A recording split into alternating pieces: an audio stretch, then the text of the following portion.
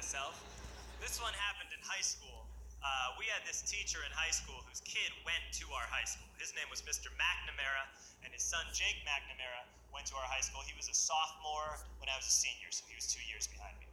And Mr. McNamara was an asshole.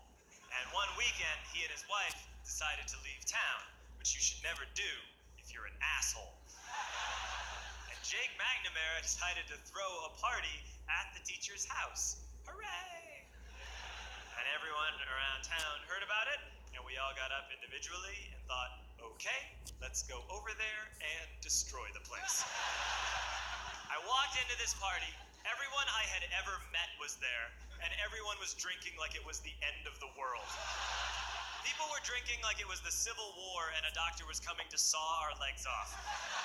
It was totally unsupervised. We were like dogs without horses. We were running wild. I walked down to the basement. They had a pool table in the basement.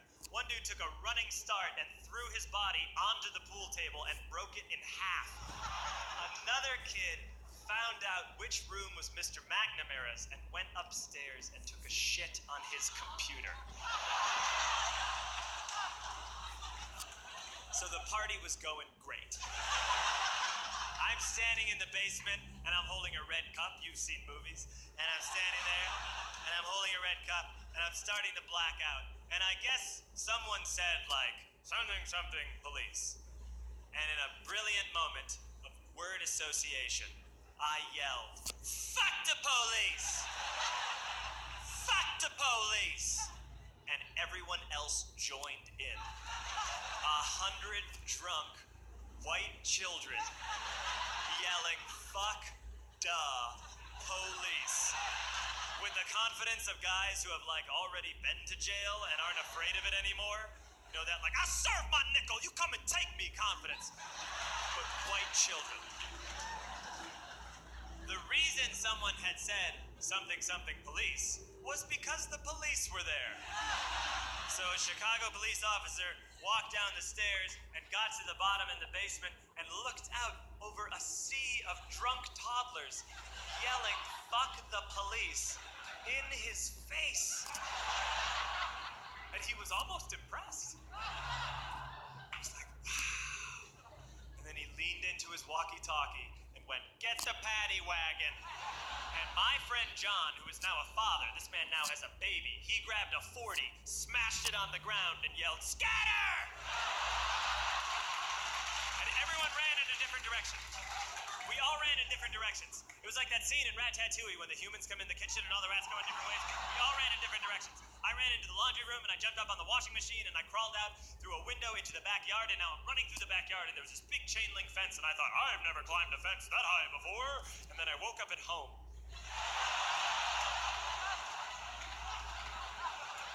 On Monday, I went to school because that's what we did back then. And I'm walking into the school building, and who do I see but Jake McNamara? And he says to me, hey, were you at my party on Saturday? And I said, no, you know, like a liar. And he said things got really out of hand. Someone broke the pool table. Someone took a shit on my dad's computer.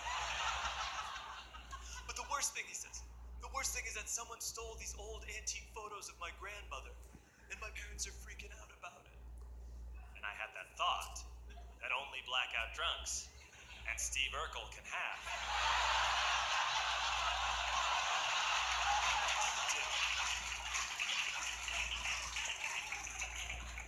Did I do that?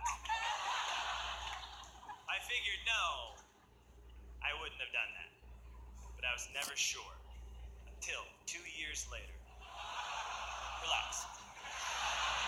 I'm playing video games with this kid named Alex that we also went to high school with. 2 years later, we've graduated by now. We're playing video games for a couple hours.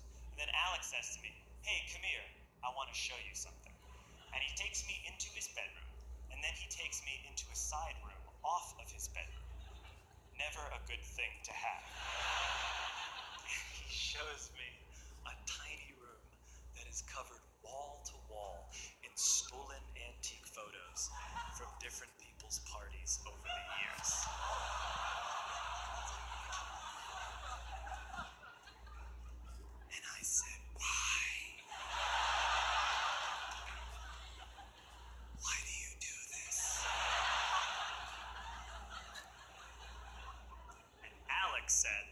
Because it's the one thing you can't replace.